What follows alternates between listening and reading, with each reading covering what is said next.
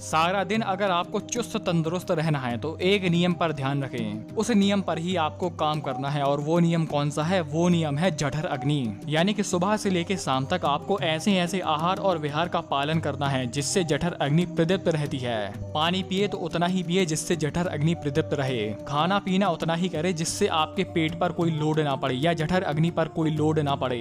एक प्रैक्टिकल चीज आप खुद करके देखना कि जठर अग्नि जैसे ही मंद होती है, जैसे ही आप कुछ ऐसे आहार का सेवन कर लेते हैं या बुखार के समय जब जठर अग्नि मंद होती है, तब ऐसा लगता है कि यार शरीर थोड़ा कमजोर हो रहा है, शरीर में दम नहीं है, शरीर में वो ताकत नहीं है जो पहले थी। इसका सीधा सीधा इंडिकेशन ये है कि आपने कुछ ऐसे आहार का सेवन कर लिया है जो कि आपको नहीं करना चाहिए, जिससे आपकी जठर अग्नि पर ज्यादा लोड पड़ गया है। होता क्या है कि जो हमारे शरीर में खून होता है वो पूरे दिन चलता रहता है। जब तक यह खून भली भांति पूरे शरीर में चल रहा है तब तक आपके शरीर में दम रहेगी, ताकत रहेगी। कोई भी छोटा मोटा काम करने में आपको थकावट महसूस नहीं होगी।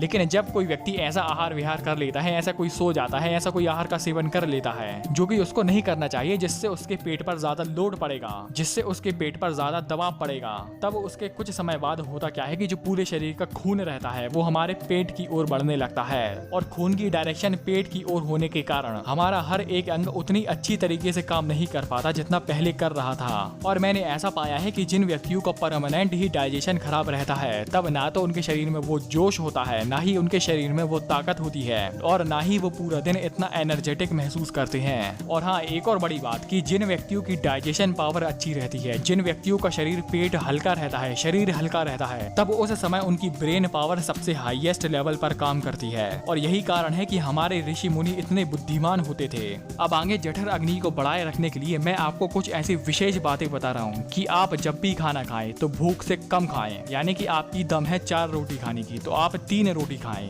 दूसरा नियम है कि जब भी पानी पिए गुनगुना पानी पिए, या गर्मियों के मौसम में आप गुनगुना पानी नहीं पी सकते तो आप ऐसी कंडीशन में सिर्फ मटके का ही पानी पिए। और मटके का पानी पीना सिर्फ पित्त वालों के लिए ही अच्छा होता है। और बड़ी बात कि कभी भी प्यास से अधिक पानी ना पिए। तीसरा नियम है कि कम से कम अर्ध शक्ति व्यायाम तो जरूर ही करें। अर्ध शक्ति व्यायाम यानी कि व्यायाम करते करते जैसे ही आपको लगने लगे कि हाँ आप पसीना आना शुरू हो गया है, तब व्यायाम करना छोड़ दें। अगर भाई व्यायाम नहीं कर सकते तो कम से कम अर्ध शक्ति तो कर सकते हैं ना।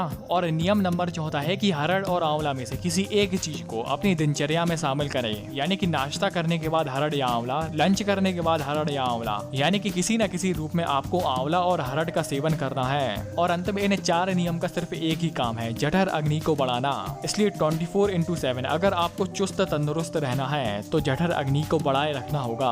आपने वीडियो यहाँ तक देखी, आपका बहुत बहुत आभार, धन्यवाद।